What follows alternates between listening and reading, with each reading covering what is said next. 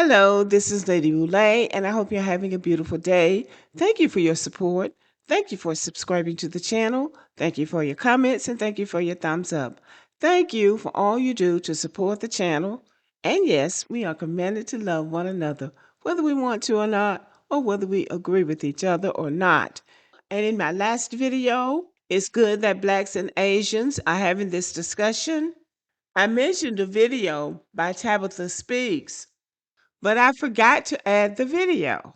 So I linked it to the comment section of that video so you can go and view it there because it's a very good video and Tabitha really brought it home. I regret that I forgot to include it in the video, but go ahead and watch it. The link is in the comment section of that video.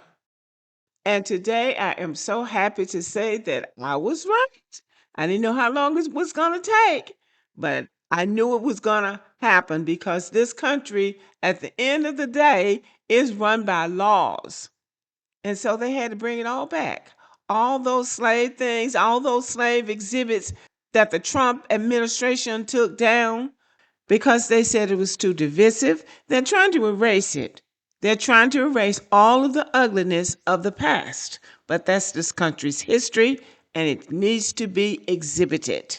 It needs to be put on display for future generations to see. So a federal judge has ordered them to reinstall all of those exhibits, everything to do with slavery and climate change. All of it has to be put back. Just got major breaking news that's really going to tick Trump off. A federal judge has just ordered Trump to reinstall exhibits and signs related to slavery and climate change. This includes anything removed from parks and national exhibits nationwide. Aw, the racists are going to be mad. Yes, a federal judge ordered the Trump administration to reinstall slavery-related exhibits that had been removed from national park sites. A series of rulings in early 2026 found that the Trump administration unlawfully removed exhibits, signs, and historical panels dealing with slavery, climate change, civil rights, and the experiences of Black Americans from multiple National Park Services sites. Two federal decisions came down.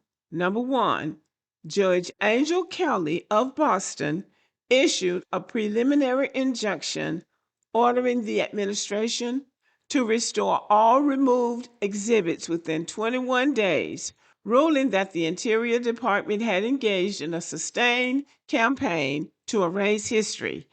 Number two, the second judge, Cynthia Rufe of Philadelphia, separately ordered the administration to reinstall slavery-related panels at the president's house site, including exhibits about George Washington's enslaved workers and the escape of Oney Judge, calling the removal an attack on historical truth and comparable to 1984. And I'm not sure what 1984 is. The courts intervened because the removals violated federal laws regarding how national parks must present history, and that the administration acted without proper authorization and in service of a politically motivated narrative, and that the erasure of slavery-related content undermined the integrity of public history and the public's right to an accurate account of America's history. So they really do want to erase history, but it is illegal. They can't erase history. So I knew from the start, though, that they were just going to take those things down and snatch them away somewhere. And at some other time, be it near or far, those things were going to be reinstalled. I knew that, but I just didn't know when it was going to be. And I didn't know it was a federal violation for them to remove those things. But anyway, two judges ruled that what he was trying to do was erase history, and that is a violation because that is American history, no matter how ugly and no matter how uncomfortable it is American history. So these people think they're so smart and they think they have power they really don't have. This country is ruled by three branches of government: the executive, the judicial, and the legislative. And each group works separately from the other, but the other cannot cancel out each group's authority, not even the Supreme Court. People think that the Supreme Court can just do it all, but they can't. Their powers are limited too. They can do some damage, but they can't do all damage. And why do they want to erase history anyway? Well, we know why. But erasing history is never about the past. It's about controlling the present and shaping the future. When you remove the story of enslaved people, you weaken the case for civil rights. When you remove indigenous history, you weaken land claims.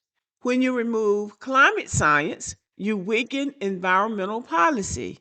When you remove symbols of dissent, you weaken democracy. That's why the fight over history is so fierce, because it's really a fight over power. And America really has such a shameful history, and we remember it. We are the living monuments of what happened to our people to build this empire. They want to erase this and rewrite the history to say that they are the main characters. They built the country. But at the end of the day, this country was built on an agricultural system. It's built on cotton, tobacco, sugar cane, and rice. And white people did not have those things where they came from. So they had to get the people, the enslaved people from Africa, to cultivate those crops. That's what built this empire, not bombs and missiles and documents. It was built on the backs of enslaved people. And they want to erase that history because it's an ugly history. And we are here to remind them. So that's why they want to erase it. All right, y'all. Let me know what you think about this video and have a good day.